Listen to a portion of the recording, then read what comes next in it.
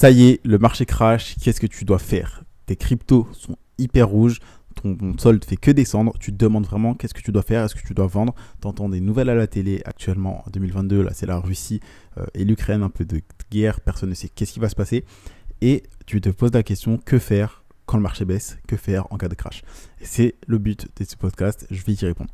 Donc très simplement, quand tu investis dans les cryptos, il faut savoir que c'est un investissement, d'accord? C'est pas un pari sportif au PMU du coin, c'est pas en 90 minutes que tu vas avoir ton argent.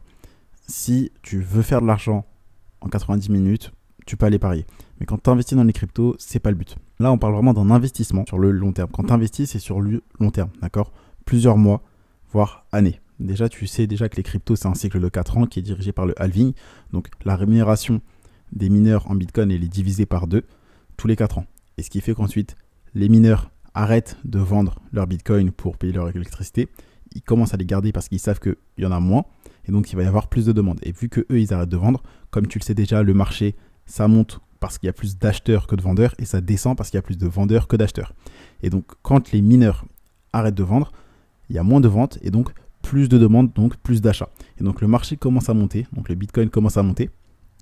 Pas directement après le halving, ne t'en fais pas, mais plusieurs semaines, mois après, le marché va commencer à monter. Le Bitcoin va commencer à surperformer toutes les autres crypto-monnaies, donc les altcoins, alternative coins, donc on appelle ça altcoin, donc toutes les autres crypto-monnaies à part le Bitcoin, on appelle ça des altcoins. Et tout simplement, le Bitcoin va commencer à performer, faire une grosse performance, monter très haut dans le vert, dans le vert, dans le vert. Et ensuite, les gens qui vont pris leur profit sur le Bitcoin, donc qui auront vendu, vont commencer à déverser leur argent sur ETH, donc Ethereum, la deuxième crypto-monnaie du marché à l'heure actuelle. Et ensuite, une fois que l'Ethereum va performer, ce sera les autres crypto-monnaies qui vont performer, donc les grosses altcoins, donc les grosses crypto-monnaies du top 100 à peu près. On appelle ça l'alt season. Et quand c'est l'alt season, c'est toutes les autres crypto-monnaies qui performent plus que le Bitcoin. Et donc, une fois qu'il y a l'alt season, il y a ensuite la shitcoin season, donc tout simplement les petites cryptos, les petits meme coins qui font que d'exploser. Et après, on part sur ce qu'on appelle un bear market, donc un marché baissier pendant plusieurs mois, plusieurs années. Et ensuite, il y a de nouveau le halving et ça repart. Donc les cryptos, c'est un cycle, d'accord? Donc une fois que tu connais ça, tu connais les bases de la crypto et tu sais que à terme, le Bitcoin et les autres crypto-monnaies sont voués à monter sur le long terme. Donc ça sert à rien de penser que les cryptos vont s'arrêter parce qu'il y a une petite baisse, parce qu'il y a un petit truc. Il faut vraiment que tu comprennes que les cryptos, c'est sur du long terme. Et donc, quand ça baisse, je sais comment tu te sens. Tu es en panique, tu dis que tu es en train de perdre de l'argent, tu dis que tu n'as peut-être pas compris quelque chose, qu'on s'est foutu de toi, qu'on t'a menti, qu'on t'a arnaqué, que les cryptos c'est du vent, c'est une arnaque et que tu vas jamais revoir ton argent. Alors je sais ce que ça fait puisque moi j'ai investi en 2018 sur le Bitcoin. Je regardais des vidéos en fin 2017 quand le Bitcoin venait d'exploser, des Américains, donc une vidéo d'Anna Stocking, j'ai créé le Bitcoin et je me dis qu'est-ce que c'est, etc. Je voyais que tout le monde achetait du Bitcoin et j'en ai acheté moi le 10 mai 2018 à ma majorité. Et je pensais vraiment devenir millionnaire en 2 semaines parce que je voyais dans les vidéos c'était incroyable, ça montait en quelques secondes, etc. Et donc j'ai acheté et 2 semaines après j'ai revendu. J'ai tout revendu à perte. Je ne sais plus exactement te dire, je pense 10, 15, 20 euros de perte. Et parce que j'étais pas informé, d'accord? Je ne connaissais pas ce que je sais actuellement, donc les cycles, ce que toi tu viens d'apprendre, je ne savais pas ça. Je ne savais pas que justement il y avait des cycles et que là on était en train de finir le cycle du Bitcoin, etc. Et que les autres allaient mieux performer. Et donc j'ai vendu à perte. Et la pire erreur que tu peux faire, c'est de vendre tes cryptos à perte. Mais surtout, quand tu investis, la pire erreur que tu peux faire, c'est de ne pas comprendre le marché, de ne pas te former avant et d'entrer sans rien comprendre. Warren Buffett disait que la règle numéro 1, c'est de ne pas perdre d'argent. La règle numéro 2, c'est de toujours se rappeler la règle numéro 1. Mais pour moi, la règle 0, la règle d'or, peu importe ce que tu fais, forme-toi avant. D'accord? Tu conduirais pas une Lambo sans avoir le permis. Tu n'irais pas dans une course de Formule 1 sans savoir conduire.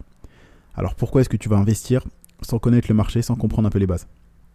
Donc là, on revient sur le sujet de pourquoi qu'est-ce que tu dois faire surtout quand le marché baisse, quand il y a un crash. Alors très simplement, je pense qu'avec les éléments que je t'ai donnés, tu as compris que sur le long terme, les cryptos, c'est voué à monter. Donc si toi, tu as fait tes propres recherches, tu as fait de bonnes recherches, tu as investi sur une crypto qui a un vrai projet derrière, une équipe sérieuse, solide, avec une vraie utilité pour le token, tu vois qu'il y a une communauté derrière la crypto, et surtout tu vois qu'il y a un bon marketing, tu vois qu'il y a de l'engagement, qui savent faire parler d'eux. Parce que tu le sais déjà, mais un excellent restaurant, ça a beau être le meilleur restaurant, Si personne ne le sait, personne ne va y manger et le restaurant va faire faillite dans moins d'une semaine. Alors, tu peux avoir la meilleure crypto, la meilleure équipe, la meilleure utilité, une crypto révolutionnaire qui peut changer le monde avec un vrai projet solide derrière.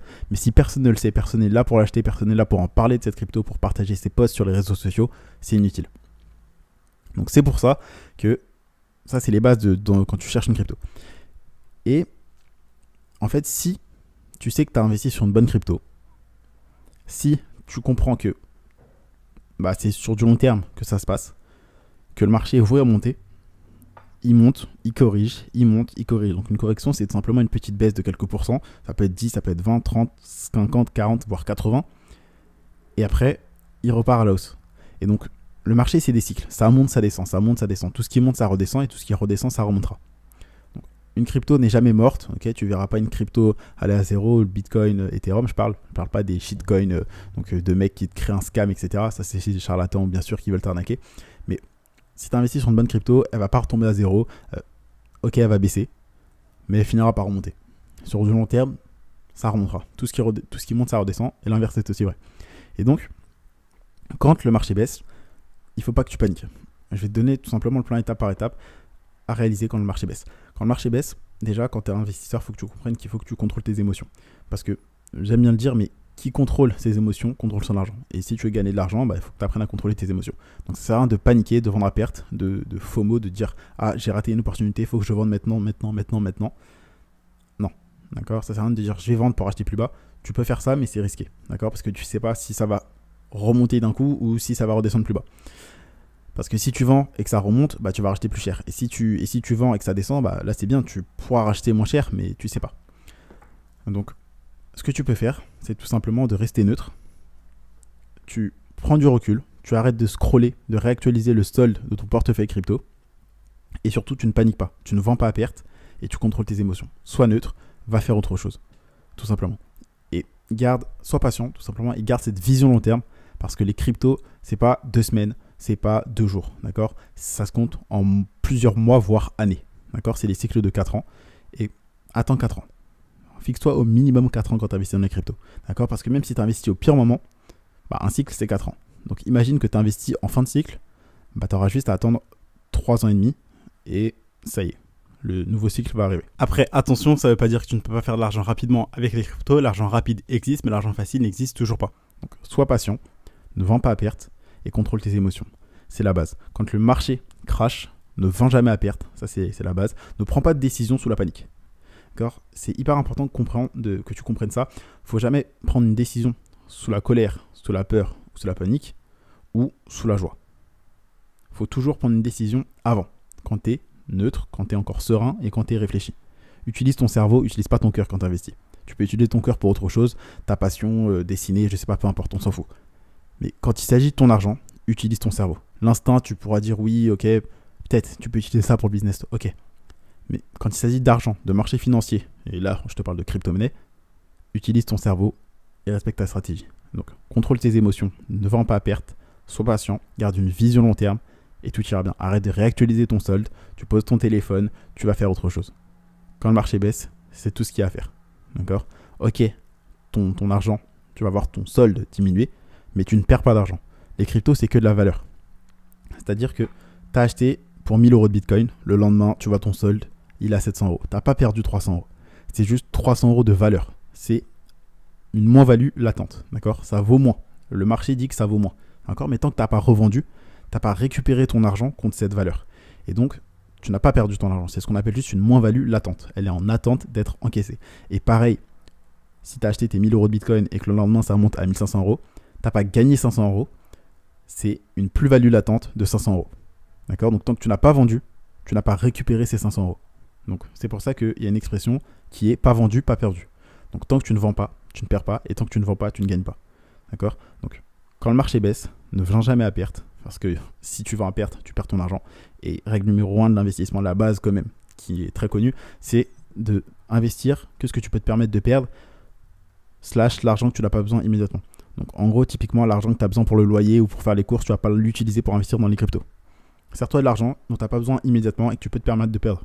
Que tu peux te permettre de, voilà, si jamais ça descend, c'est pas grave. Et voilà le genre de réaction que tu dois avoir et les actions que tu dois mettre en place concrètement quand le marché chute et quand les cryptos baissent. Si le podcast t'a plu, je t'invite à me mettre un avis, tu mets 5 étoiles, tu mets un commentaire, tu fais ce que tu veux. Et si tu veux aller plus loin, sache que dans la description de cet épisode, je t'ai mis un lien qui va te rediriger vers une vidéo YouTube que j'avais faite où je te parle de la baisse des cryptos, je t'ai montré mon solde en crypto et je t'ai montré plein d'autres choses. Donc tu es libre de cliquer dessus. C'était tout pour aujourd'hui, c'était Candy et je te dis à demain pour un prochain contenu.